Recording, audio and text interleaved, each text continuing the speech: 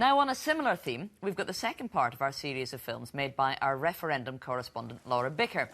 She's a keen triathlete in her spare time, and we took advantage of her hobby and sent her off to the Outer Hebrides to swim, run and cycle across the Western Isles. Tonight, she got on her bike to investigate land reform.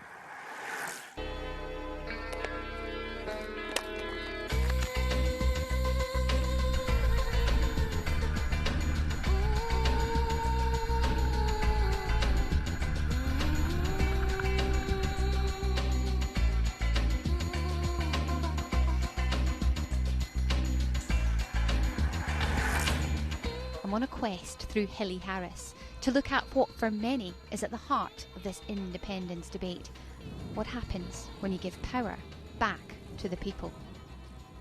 Half of all private land in Scotland is in the hands of 432 people, but not this bit.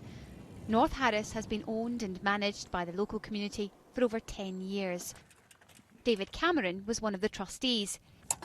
Hiya, how you doing? He now helps others through the buyout process. There's something magic happens. I don't know what it is. I was speaking with this earlier today, that when a community take over the land, it somehow reinvigorates them. They change from a can't do society into, well, we can do, or at least we'll try to do it.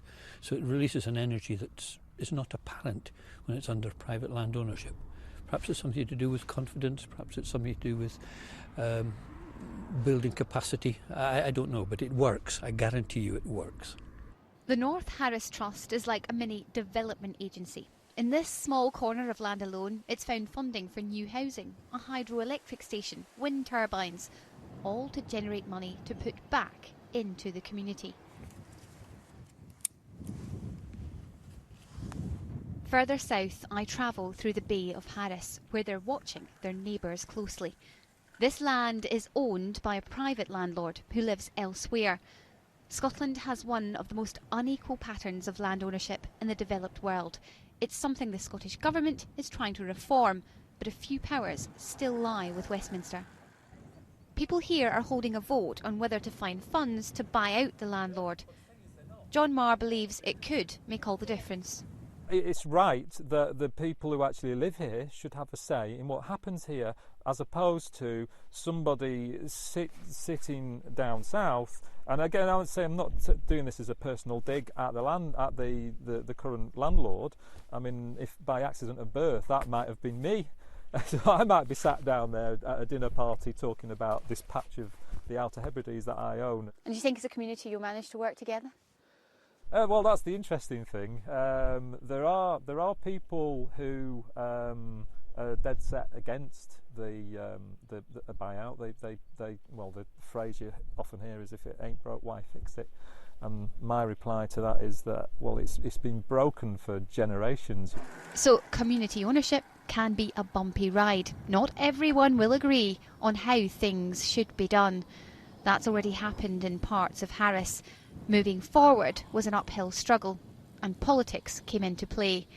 So wouldn't it be better to find a way to work together?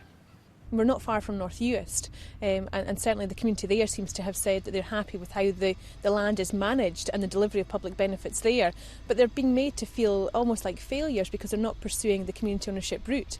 I mean, I think what you have to do with land reform is look at the objectives you're trying to deliver. It's the best outcomes for that community, and a community has to be allowed to decide that, including the businesses, including the private owners, as to what's best for them, and it might not be ownership.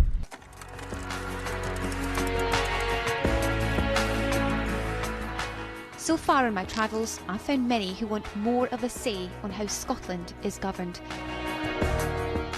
Could Harris be the story of this referendum?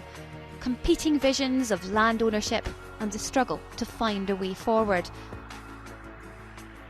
But changing the constitution is far more complicated than managing this piece of land. Could a country with so many divided opinions come together if things went wrong? Or would we accept the consequences of our decisions? Scotland, that is up to you.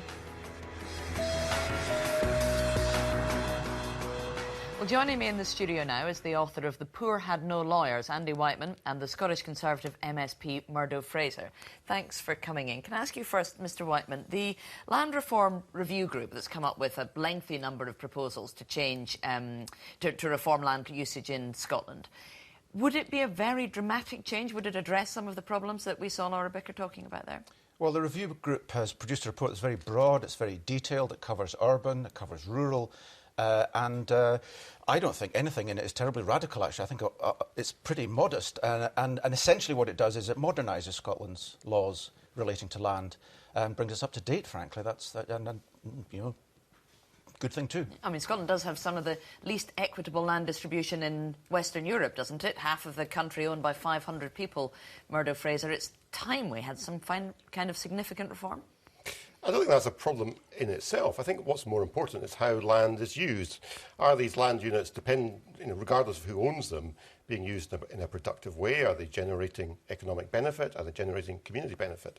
Now, in my experience, there are a few bad apples in the barrel, but the great majority of Scottish estates are well run, well managed, generating a high level of economic output, generating a high level of biodiversity and conservation, and providing community benefit. And I don't think we should upset the apple cart. It's not just about economic output, is it? It's about self-determination and about whether the people there are happy. I mean, we can all remember a time when the land was cleared because it was more economically useful to have sheep on it than people. Now, nobody's saying that's what's going on at the moment, but we can't. It's not just an economic argument. Well, I think the problem is when you approach this from an ideological basis, and when you come from an ideological position that says that private ownership of large areas of land is a bad thing in itself, it completely ignores the evidence. And the evidence is that, yes, community ownership is a good thing, but private ownership is also a good thing, providing it works well. And there are lots of Highland estates that do an extremely good job supporting the local community, working in cooperation. And my concern about this report is it's confrontational when we should have cooperation. Andy Whiteman? It's not confrontational at all. I mean, the Conservatives came out saying it was damaging and divisive. Frankly, I was a bit disappointed in that because the report, I mean, half of the report covers urban issues about private rented sector, about land assembly, about compulsory purchase, about common good, about tracing owners and offshore tax havens. This is all kind of sensible stuff. And, you know, Murdo says there's not really an issue with a tiny number of people owning most of Scotland. This debate is about power. It's about how that power is derived, how it's distributed and how it's exercised. And the report is actually trying to seek more private ownership. It's trying to get more people with a stake in how Scotland is owned and used. And that's a good thing. I mean, the Tories used to be in support of a property-owning democracy. In fact, Anthony Eden in the 1947 conference said everyone should own their house and the farmers should all own their farms. This used to be core political philosophy for Murdo's party. But the way to achieve that, Andy, is through cooperation and people working together. Not to say to one group of people, we don't like the fact that you own this and we're going to take it away from you and give it to somebody else. Well, but the point is, the way in which Scotland is owned is up to us. We own the system.